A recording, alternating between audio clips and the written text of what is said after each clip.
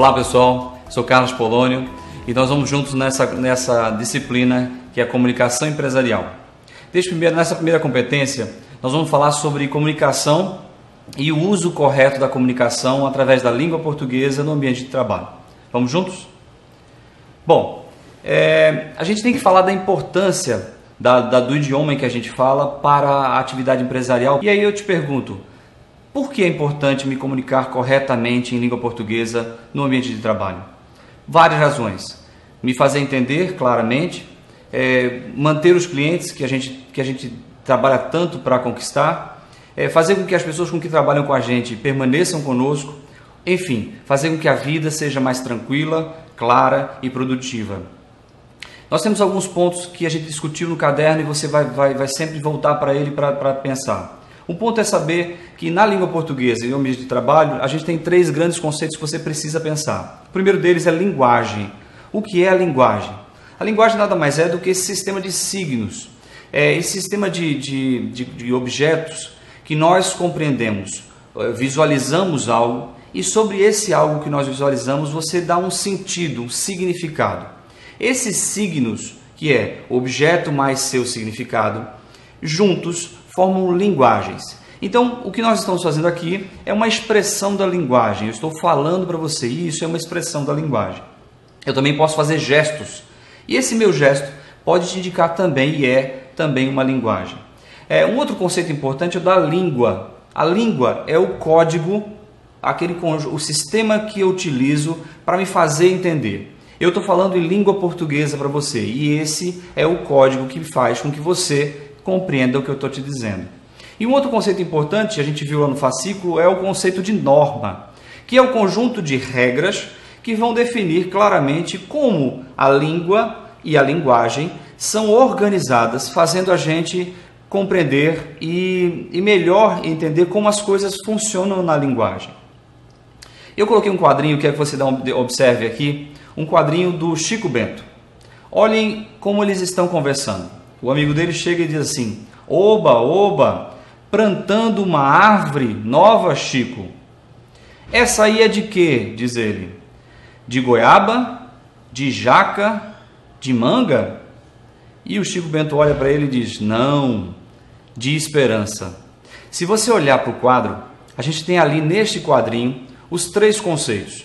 O conceito de linguagem, o conceito de língua e o conceito de norma. A gente pode observar que ele usa uma linguagem que não é uma linguagem clássica, e a gente vai ver os níveis da linguagem.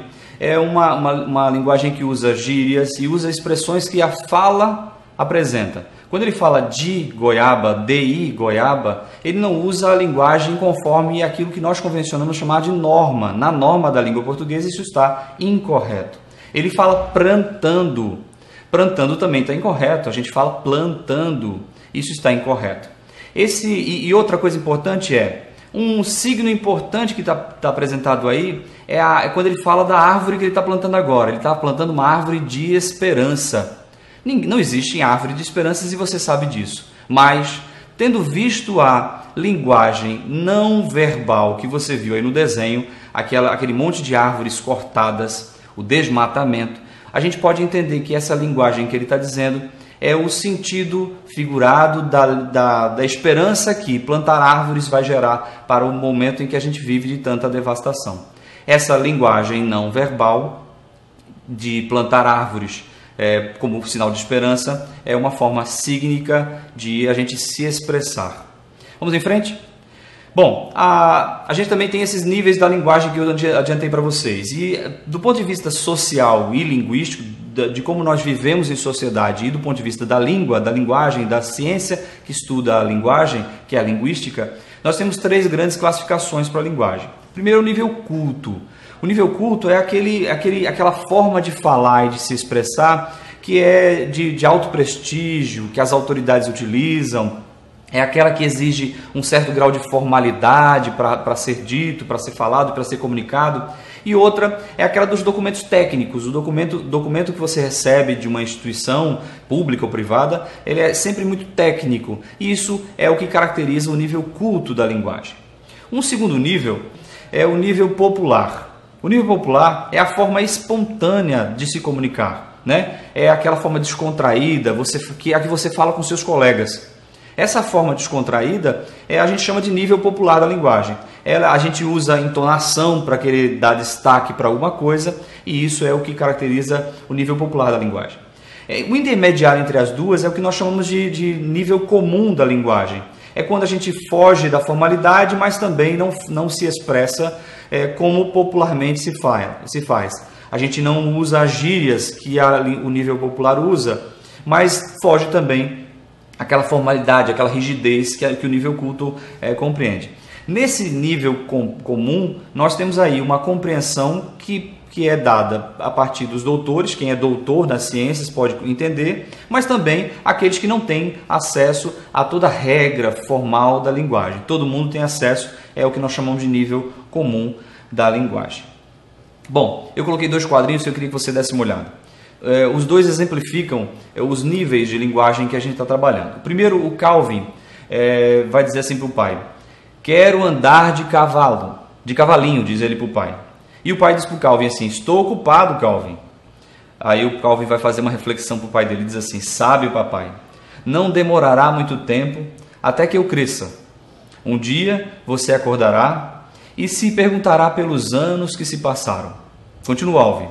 Olhará para trás e dirá: o tempo passou tão rápido. O Calvin já está grande. É triste lembrar de quando ele era pequeno e eu podia levá-lo de cavalinho, mas esses dias se foram. O pai do Calvin coloca imediatamente ele nas costas e, carregando ele, diz: acho que agora eu já paguei a minha culpa como devia. E o Calvin diz: ainda não. Pule a cerca, papai. O Calvin está falando sobre um certo nível da linguagem. O Calvin não é, nesse quadrinho, o que está utilizando o nível culto da linguagem. Por quê? Pensa um pouquinho. O Calvin, na primeira fala, diz: quero andar de cavalinho. Na língua portuguesa, a gente fala andar a cavalo. E aí, alguns outros pontos desse trecho vão deixar essa linguagem, que é extremamente rebuscada, que pareceria para você uma linguagem de nível culto, mais popular ou mais comum do que ela normalmente se apresenta. O desenho abaixo na figura está dito assim, escrito pichado no muro: 3 tópicos. Nós erra. Tópico 2, quem reclamar. Tópico 3, nós expulsa. Se a gente for pensar em termos de norma, está tudo errado, né? Nós erramos. Quem reclamar, nós expulsamos. Essa é a forma correta da linguagem. Essa linguagem do muro é exatamente o nível popular da linguagem, né? Esse uso como a gente fala comumente, equivocadamente, mas é como a gente fala. E a gente tem que começar a prestar atenção. Dependendo do lugar onde nós estejamos, a língua precisa ser utilizada de maneira mais correta. E aí, estando no comércio ou em qualquer atividade que você executa, você precisa começar a prestar atenção no quanto isso é importante para a atividade profissional que a gente executa.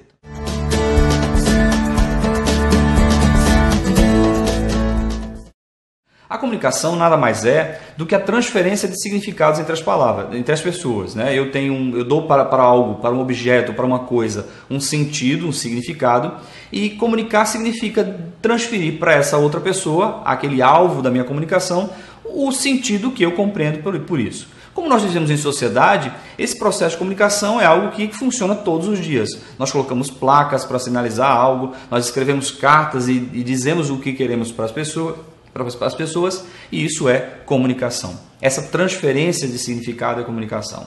E aí a comunicação tem algumas funções. Uma delas, como você viu lá largamente no nosso fascículo, chama controle. A comunicação tem tem uma função de controle específico, que é a de marcar a autoridade e delimitar o poder de quem comunica. Quem comunica num tom e diz sobre sua autoridade e sobre seu poder em relação ao outro. Espera, através da comunicação, que ele devolva a contrapartida daquilo que a sua autoridade e seu poder quis comunicar. Uma outra função da comunicação é a motivação. Ela expressa aquilo que eu espero do outro. Então eu posso dizer para o outro aquilo que exatamente ele precisa fazer para que ele alcance os objetivos, para que ele faça as vendas que ele precisa no comércio, para que ele compre o que precisa comprar. Então, comunicar significa também, uma das funções é motivar o indivíduo para que ele faça aquilo que ele precisa fazer. Uma outra função é a expressão, é simplesmente a demonstração daquilo que sentimos, daquilo que pensamos, da forma como enxergamos o mundo que nos cerca. E por fim, a última função é a função da informação. A comunicação, ela apresenta para o indivíduo, o alvo, qualquer que seja ele, informação para que ele possa avaliar as alternativas que ele tem para tomar decisões. E aí no comércio isso funciona muito claramente, como em todos os setores da vida. Então essas são as 4 funções da comunicação. Tudo bem? Se quiser aprofundar mais, dá uma olhada no fascículo, tem mais coisas informando para você lá. E aí, dá uma olhadinha nessa figura que eu vou colocar agora. Se eu disser para você assim, vaso azul, o que você pode pensar? Pensa aí um pouquinho, cria essa imagem na sua cabeça. Olha o slide. Você pensou em um dos dois? Talvez sim, né? Ninguém poderia imaginar que você ia pensar num vaso sanitário azul. Talvez o primeiro vaso, o vaso decorativo, fosse o teu alvo na comunicação. Comunicar claramente é dizer, pensa num alvo de decoração azul. Pensa num vaso sanitário de cor azul. Essa forma clara de me comunicar pode expressar algo que eu espero que as pessoas imaginem, compreendam e percebam em termos de significado das coisas que nos cercam, do mundo que nos cerca. E aí eu coloquei para a gente fechar essa primeira competência os elementos que geram essa comunicação, né? Eles são vários elementos e essa visão do processo de comunicação que você está olhando aí no slide, ela é apenas uma forma da gente enxergar o processo de comunicação, mas é uma forma possível da gente tentar entender didaticamente de que forma acontece a comunicação no ambiente onde a gente vive. Circulando todas as figuras, tem o que a gente chamou de ambiente, né? O ambiente que nos cerca, o ambiente natural, o ambiente construído, todos os ambientes que cercam todas as pessoas. Eu que estou me comunicando com você, você que está aí ouvindo essa videoaula, fazemos parte de um processo de comunicação. Né? Então eu nesse caso sou o emissor, né? Eu sou aquele que transmite a mensagem, eu te digo algo sobre um conteúdo, eu te falo sobre alguma informação e eu sou o emissor. Existe um código que é a linguagem utilizada, eu estou falando em língua portuguesa, poderia falar inglês ou em outro idioma, isso seria o código que a gente utiliza para a comunicação. A mensagem, um outro item importante que você está vendo aí, é exatamente o conteúdo da mensagem, o que nós estamos falando. Nesse primeiro momento, falando sobre a importância da língua portuguesa para o ambiente de trabalho. Isso é a mensagem em si. A mídia é esse vídeo que você está acessando agora, né? A mídia é esse veículo, o meio que vai fazer a comunicação acontecer. E um outro processo importante depois que tudo isso acontece, depois que eu emito, através de um código, através de uma linguagem, através dessa mídia, é a decodificação. É o processo que faz você compreender, assistindo o que eu estou te falando, ou assistindo esse vídeo, decodificar, transformar aquilo tudo em ideias que você compreende e você aceita e dá sentido, significado. Isso a gente chama de decodificação, que é essa compreensão da linguagem utilizada. Você é o receptor, é aquele que recebe a mensagem, mas também é aquele que vai fazer muitas modificações na mensagem. Você é a agente principal. Parece que essa visão é um pouco passiva do ponto de vista do receptor, mas não é, né? O receptor é aquele que também constrói, também contribui. Depois que o receptor recebe essa mensagem, você me dá uma resposta. Essa resposta pode ou não chegar a um último estágio, que é o feedback, que é devolver para mim o receptor dizendo: olha, eu entendi o que você disse, ou eu não entendi o que você disse. Isso seria feedback. Ou então a resposta pode ser você não se comunicar comigo a partir daquela comunicação. E aí será resposta, mas não será feedback.